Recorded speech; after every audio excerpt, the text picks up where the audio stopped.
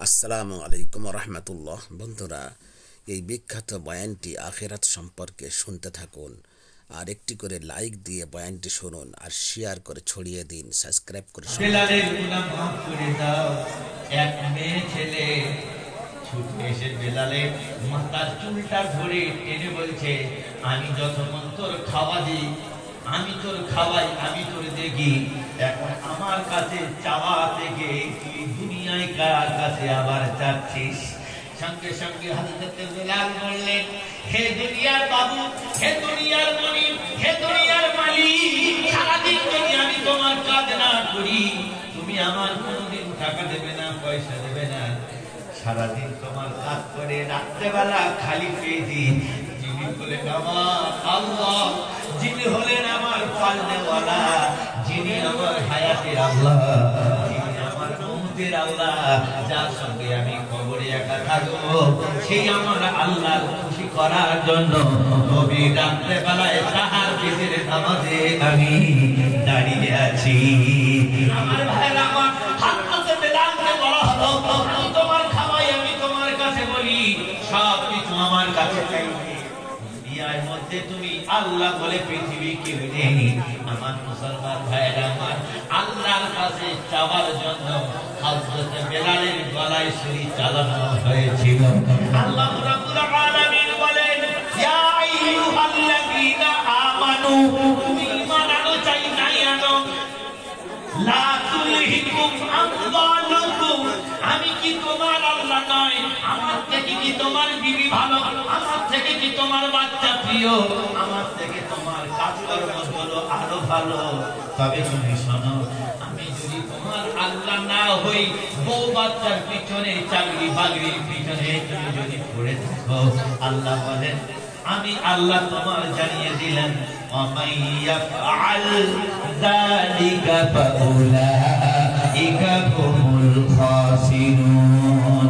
আল্লাহ রাব্বুল আলামিন বলেন, ওই বিবি, ওই বাচ্চা, ওই টাকা পয়সা, ওই মালমাত্তা, ওই ধন সম্পদগুলো জাহান্নামের আগুন তৈরি করব, সেই জাহান্নামের আগুনে আমি আল্লাহ পাক তোমাকে দেখিয়ে দেব। আমার ভাইরা, আমার আল্লাহ রাব্বুল আলামিন বলেন, দুনিয়ায় আল্লাহ পাক জিজ্ঞাসা করবে, বলো দেখি মৃত্যুর বিছানার কথা মনে পড়ে না? যেদিন মানুষের জীব ঠিকরা হয়ে যাবে, যেদিন মানুষ আত্মার করবে, যেদিন মানুষ কালো পায়খানা করে ফেলবে, তুমি সেই দিনের কথা কি মনে করো না? ওয়াজাআত সাকারাতুল মাউতি বিল হাক্কি যালিকা মা কুনতা মিনহু তাহিদ। এত বড় কঠিন কষ্ট জিনিস আল্লাহ রাব্বুল আলামিন বলেন, টেনশনের মনি হয়ে যাবে, পায়খানা হয়ে যাবে, তোমার সুগার বেড়ে যাবে, প্রেসার হাই হয়ে যাবে, লো হয়ে যাবে। আল্লাহ রাব্বুল আলামিন বলেন, বান্দা, তোমার সেই মৃত্যুর বিছানার কথা কি তোমার মনে পড়ে না? আমার ভাইয়ের, আমার ছেলের সঙ্গে তোমার বিবাদ হয়েছে, কথা বলে না। সেই দিন ছেলে গিয়ে বলে, আব্বা তুমি আমার চিনতে পারছো? আল্লাহ রাব্বুল আলামিন বলেন, সেই দিন তোমার আব্বা তোমার মাকে চিনতে পারবে না, নাতিকে চিনতে পারবে না, পিতাকে চিনতে পারবে না। মৃত্যুর কষ্ট এত বড় কঠিন, এত বড় চাকাদানি। আল্লাহ রাব্বুল আলামিন বলেন, বান্দা, তোমার গালে যত পানি দিই, এই ঘড়ঘড়ার কাছে গিয়ে বেড়ে থাকবে, পানি কোনোদিন তোমার পেটের ভিতরে প্রবেশ করবে না, পানি তোমার জন্য তৃপ্ত হয়ে যাবে। মৃত্যুর কষ্টটা এত বড় কঠিন। মানুষকে যখন মাটি দিতে যাই, তাড়াহুড়ো করি দুপুরের খানা খাওয়ার জন্য।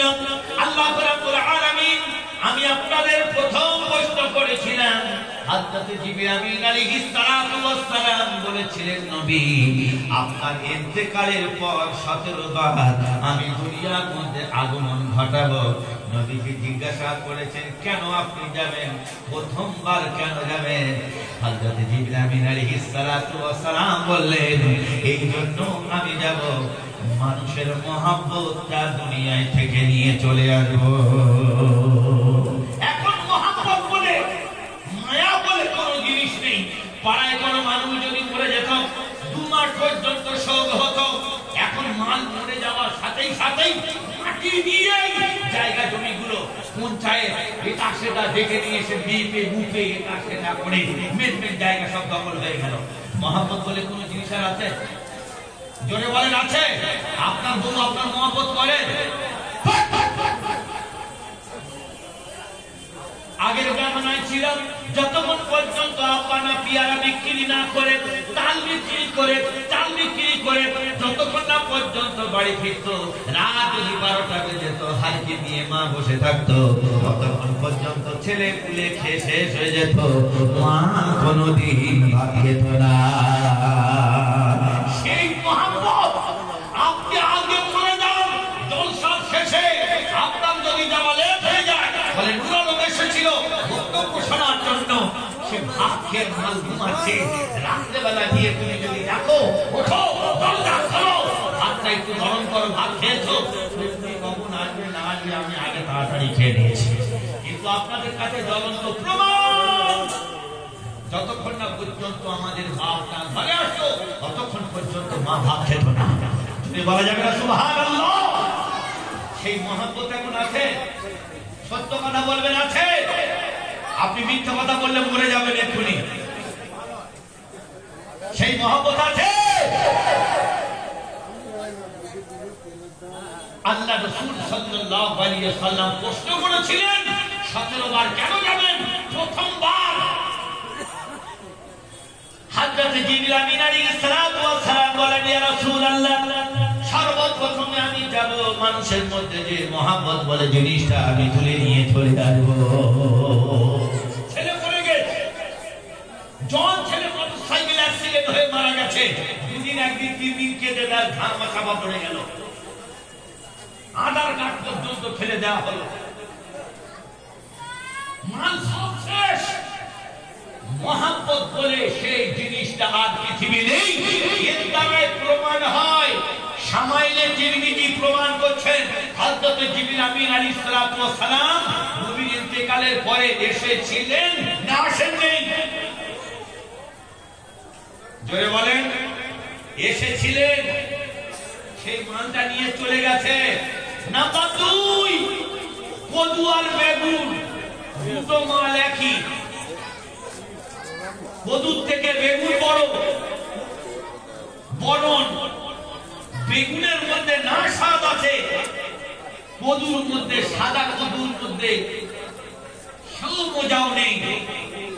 আল্লাহ রাসূল সাল্লাল্লাহু আলাইহি ওয়াসাল্লাম হযরত জিবরিল বললেন, দ্বিতীয়বার যাব, খাবারের মধ্যে যে ঘ্যান, জয়নগরের মধ্যে গেছেন মেডিসিন খাচ্ছেন, আসল কিন্তু নলেন গুড়ের মাল খান নেই, আপনি চিটে গুড়ের মাল খাচ্ছেন, খেয়ে আর মগল বাজার